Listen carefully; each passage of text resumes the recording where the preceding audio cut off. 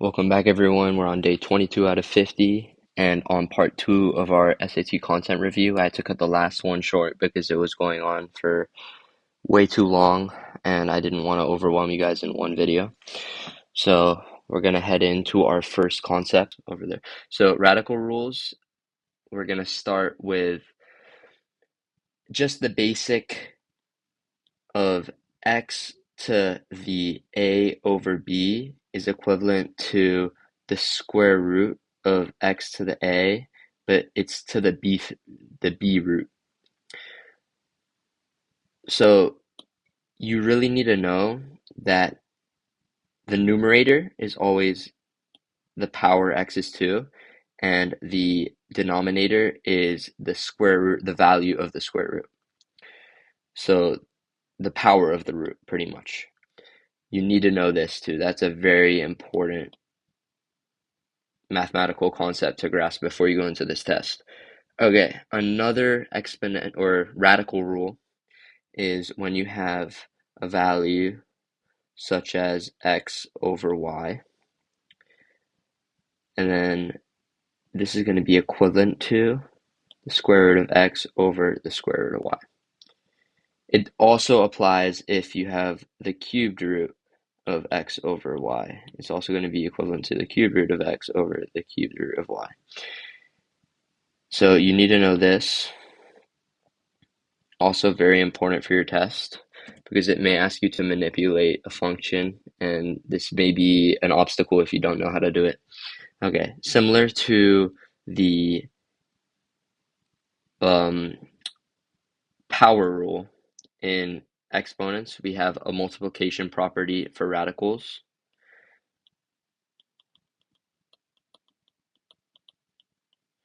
And that is going to be set with this example of the square root of x to the y, or x times y, is equal to the square root of x times the square root of y. You can never do this if, for instance, it's the square root of x plus y. You cannot split it up into this form. Writing it equivalent to the square root of x times the square root of y would be absolutely incorrect. So you can never do that. It always has to be multiplication if you're going to split it up. Okay.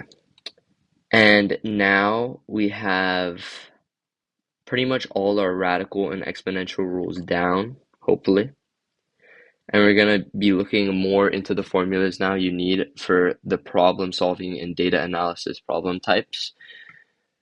It's a lot of statistics in this type of SAT problem set, and you're going to, once again, see a lot of mean, median, and mode. So we're going to make a new section here, and it's going to be problem solving and data analysis. Our first is going to be the mode, or we'll do our mean. So it's an average, and it's equal to the total over the number of terms. And then we have our median, which is our middle data value. And then we have our mode, which is the most frequently appearing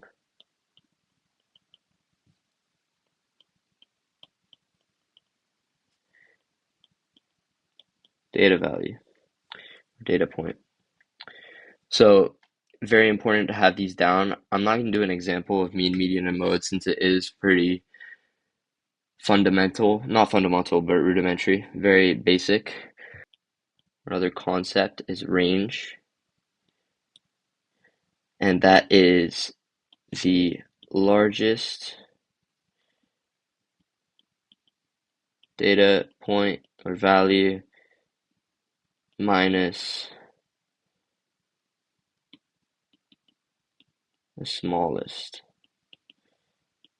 data point. It's going to give you your range of values. Okay. And with that, we're going to move into geometry, which is one of the more concept-heavy topics. But we have a very specific equation of a circle,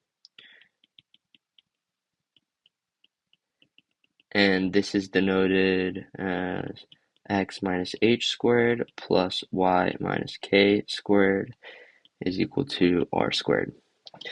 And the center of a circle is given by the data point h comma k. And the radius of a circle is given by this r. So if you want to find any of these, sometimes you have to really manipulate an equation. So if you get like x minus 7 squared plus y minus 4 squared is equal to 16, what's your radius going to be? Well, you have to take the square root of this, and your radius is going to be 4. Since radius squared is equal to 16, you take the square root.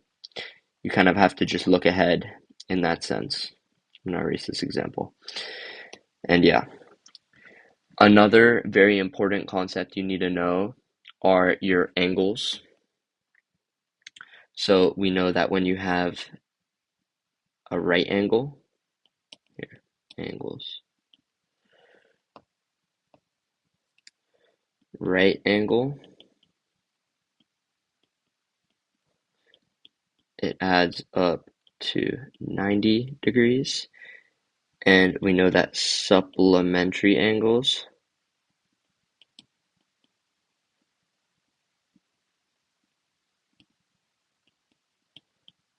add up to 180 degrees. A right angle only adds up to 90 degrees if it's split by two angles. So, for instance, you're going to have a problem like this, a triangle. It's going to be a right triangle, and then it's going to be maybe another triangle inside, and it might give you this angle, but you don't know this angle. So that's what I mean by adds up to 90. I'm going to leave that there. Okay. And the second part of these problem types is trigonometry. And the biggest part of trigonometry is SOHCAHTOA. So I'm going to write it out. SOHCAHTOA. So first, we have sine. Sine is equal to opposite over hypotenuse. I spelled that wrong, sorry.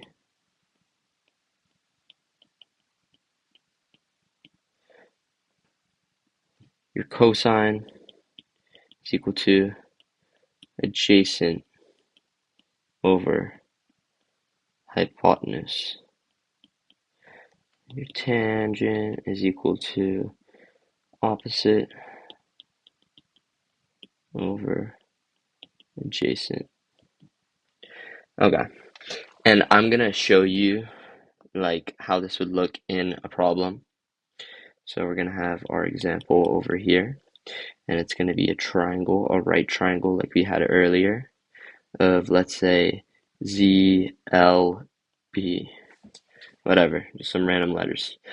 And it's saying what is, and we'll say, first of all, we'll say that this side is 10, this side is 20, and this side is 25.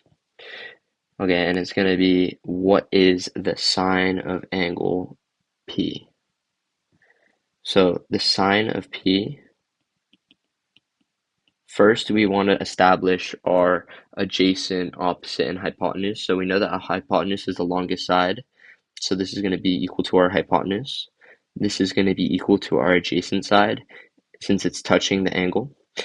which isn't the hypotenuse. Since the hypotenuse is also touching the angle, it always will, but it's the longer side, so it can't be the adjacent side. And then we have this is the opposite side since it's opposite to the angle. So we know that sine is what? It's opposite over hypotenuse, so that's going to be 10 over 25.